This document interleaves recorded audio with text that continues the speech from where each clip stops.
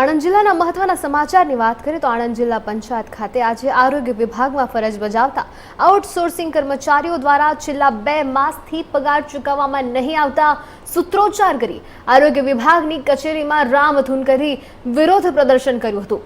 આણંદ જિલ્લામાં જુદા જુદા પ્રાથમિક આરોગ્ય કેન્દ્રોમાં અને અર્બન હેલ્થ સેન્ટરમાં ફરજ બજાવતા ડ્રાઈવર, વોર્ડ બોય, આયા, સ્વીપર, ફિમેલ હેલ્થ વર્કર અને મલ્ટીપર્પઝ હેલ્થ કહી શકાય તેવા હેલ્થ વર્કર સહિતને પણ નિયમિત પગાર ચૂકવવામાં નથી આવતો।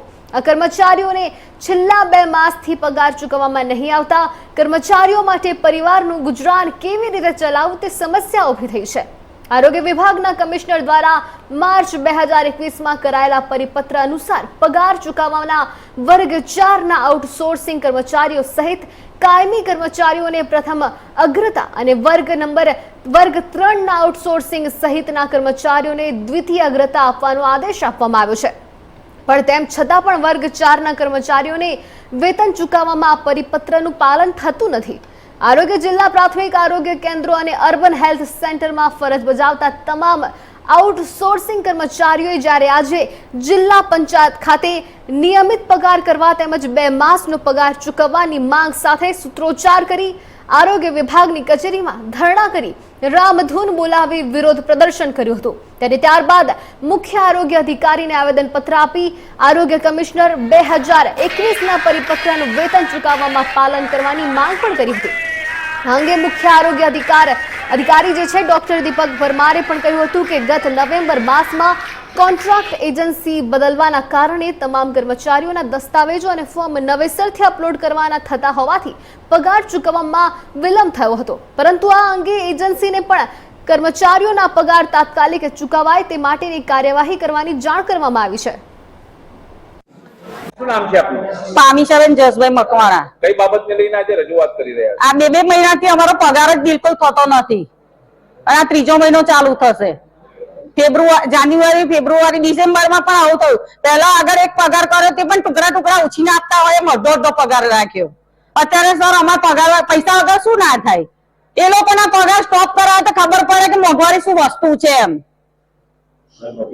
કોવિડમાં અમારા ઉપરથી નામ મોકલેલા કે આટલી વ્યક્તિએ ફરજિયાત જવાનું, નહીં તો નોકરીમાંથી હાથ ધોઈ બેસતો। જેને 80,000, 60,000, 50,000 પગાર છે એ લોકોને 2.5 લાખ, 3 લાખ, 2 લાખ, 2 લાખ કોવિડના પૈસા પાસ થયા। અમે લોકો 4th ક્લાસમાં રહે શું ગુનો કર્યો? ખરાબ ધંધાથી હાલતમાં અમે 4th ક્લાસ માણસોએ, દરેકે ડ્રાઈવરોએ, પીએસસી, એફએચડબલ્યુ, રિઝર્વ એફએચડબલ્યુ દરેક વ્યક્તિએ કામ કર્યું છે। નથી કર્યું એમ નહીં, કોઈને 2 મહિના, કોઈને 3 મહિના સુધી કોવિડમાં કામ કર્યું તો એમાં પણ અન્યાય થયો। અત્યારે ચાલુ રિટર્ન પગાર જે પેમેન્ટ રેગ્યુલર સેલેરી છે એમાં પણ 2 મહિનાની સેલેરી આપી નથી। એના માટે અમે ઝુંબેશ ચાલુ છે। જ્યાં સુધી પગાર નહીં થાય ત્યાં સુધી કોઈ વ્યક્તિ આમાંથી ખસશે નહીં। એની અંદર MPHW, reserve FHW, task force દરેક વ્યક્તિ અત્યારે હાજર છે અને જ્યાં સુધી એ લોકો વ્યવસ્થિત જવાબ નહીં આપે ત્યાં સુધી એક પણ વ્યક્તિ, કર્મચારી ખસશે નહીં। મારું નામ સંજય રબારી છે, આણંદ જિલ્લા પીએસસી વર્ગ 4 કર્મચારી પ્રમુખ। કઈ બાબતને લઈને આજે ધરણા અને વિરોધ પ્રદર્શન કરી રહ્યા છો? આજે આણંદ જિલ્લાના પીએસસી ના વર્ગ 3 અને વર્ગ 4 ના આઉટસોર્સિંગ કર્મચારીનો માહે ડિસેમ્બર અને જાન્યુઆરી મહિનો પતી જવા આવ્યો તે છતાંય કર્મચારીને પગાર થયો નહીં। એ બાબતે આજે સીડીએચઓ સાહેબને અમે રજૂઆત કરવા માટે અને આવેદનપત્ર આપવા માટે આવ્યા છે। અગાઉ પણ રજૂઆતો કરી હોય તો શું જવાબ આપવામાં? અગાઉ પણ રજૂઆત કરી છે, જ્યારે રજૂઆત કરીએ ત્યારે પગાર ચૂકવવામાં આવે છે એવું જિલ્લાની અત્યારે સિસ્ટમ જ છે। અત્યારે અમારો નિર્ણય એવો જ છે કે ડિસેમ્બરનો અને જાન્યુઆરીનો પગાર નહીં ચૂકવાય ત્યાં સુધી અમે જિલ્લા પંચાયત છોડીશું નહીં। આઉટસોર્સિંગના કર્મચારીઓ દ્વારા પગાર નહીં મળવાને લઈને આપણે રજૂઆત કરવામાં આવી છે, શું કહેશો? આજ રોજ તમામ અમારા આરોગ્યના કર્મચારીઓ પગાર બાબતે રજૂઆત કરવા આવેલા, જે અંગે જે પહેલાં એજન્સી હતી એ એજન્સીની જગ્યાએ 1/11/2023થી નવી એજન્સી આવેલી છે। તો એના નવા પગારના દરો, એની જે પ્રોસેસ કરવાની હોય, બેંકની અંદર એસ્ક્રો એકાઉન્ટ ખોલાવવાના હોય, દરેક કર્મચારીઓના જે જૂની એજન્સીમાં જે નામ હતા એ નવી એજન્સીને ફોર્મ ભરવાના, એમનું બેંક એકાઉન્ટ લેવાનું, એ બધી પ્રક્રિયા ચાલુમાં હતી। તથા આ જે ઘણા જિલ્લાઓમાં તથા આપણા આણંદ જિલ્લામાં પણ પગારની થોડી વિસંગતતાના કારણે બિલો હિસાબી અધિકારીમાં પ્રી ઓડિટની અંદર વાધા સાથે પરત આવતા હતા, એના કારણે પગાર ડિલે થયેલો છે. પણ હાલમાં માન્ય ડીડીઓ સાહેબની સાથેની ચર્ચા મુજબ ટૂંક સમયમાં પગાર થઈ જશે એવી અમે એમને બાંયધરી આપેલ છે. મારું નામ રશ્મિકા મેહુલ મકવાણા છે. હું પીએસસી મોરલમાં છું. હાલમાં મારે ડેપ્યુટેશન અર્બનમાં આપ્યું છે, પેટલાદ અર્બન. હાલમાં મારા 3 મહિનાથી હજુ સુધી પગાર થયેલો નથી. 3 મહિનાથી પગાર નથી થયો. હવે એ જ વસ્તુ છે કે જે અધિકારીઓના ઘરે 3 મહિના છે, 1 મહિનાનો પગાર ના હોય ને તો અધિકારી ઊંચા નીચા થઈ જાય, જેથી અમારા કોન્ટ્રાક્ટ કર્મચારી વર્ગ 3, 4 બધાને 3 મહિનાથી પગાર થયો નથી. તો અધિકારીઓ કશું એના વિશે કશું જાણ જ નથી. નીચલી કક્ષાએ વાત કરીએ બ્લોકમાં તો કહે છે કે ઉપર બિલ મોકલાઈ દીધા છે, અને ઉપર વાત કરીએ તો કે નીચલી કક્ષાથી બિલ જ નથી આવ્યા. તો અમને કોઈ પ્રૂફ આપો કે બિલ આવ્યા છે કે નથી આવ્યા. તો અમારે આ જ ધક્કા ખાવાના છે, અને આવું જ કરવું હોય તો અમે લેખિત કરો કે અમે આ જ કરવાનું. કામગીરી બાબતે ટાર્ગેટો માંગે. હું રિઝર્વ FW છું. કામગીરી બાબતે અમે જો ટાર્ગેટો માંગે, ટાર્ગેટ પૂરા ના થાય તો એમ કહેવામાં આવે કે નોટિસ આપીશું. નોટિસનો જવાબ આપો. રાત્રે 2 વાગ્યા સુધી આયુષ્માન કાર્ડ કાઢ્યા, ત્યાં સુધી એ લોકોને ખબર નહીં પડી કે આ લોકોને કામગીરી થઈ છે કે નહીં, પગાર થયો છે કે નહીં. અમારા હેલ્થ સેન્ટર ડિપાર્ટમેન્ટમાં હજુ સુધી અમને કોઈ એવું નહીં પૂછ્યું કે અમારે પગાર થયો છે કે નહીં.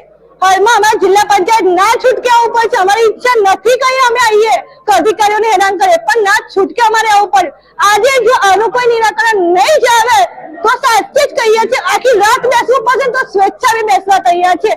આમાં અમારા ઘરના કે આરોગ્ય ખાતાના કોઈની જવાબદારી અમે એવું નહીં સમજતા કે લોકો ઉપર જાય, પણ અમારા ઘરમાં એટલી કન્ડિશન ખરાબ થઈ ગઈ છે, ના છૂટકે અમારે આવવું પડ્યું છે.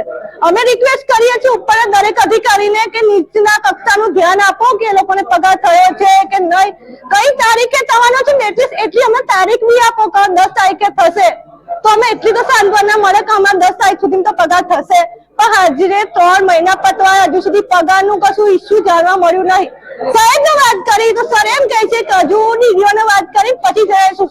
જો ડીડીઓ સાથે વાત કરીને અમને જણાવવાનું હોય તો ડીડીઓ અહીંયા હાજર થાય, અમારી સામે, અમારી રૂબરૂ, અમારી કક્ષાએ સામે વાત કરે કે હા પગાર થશે.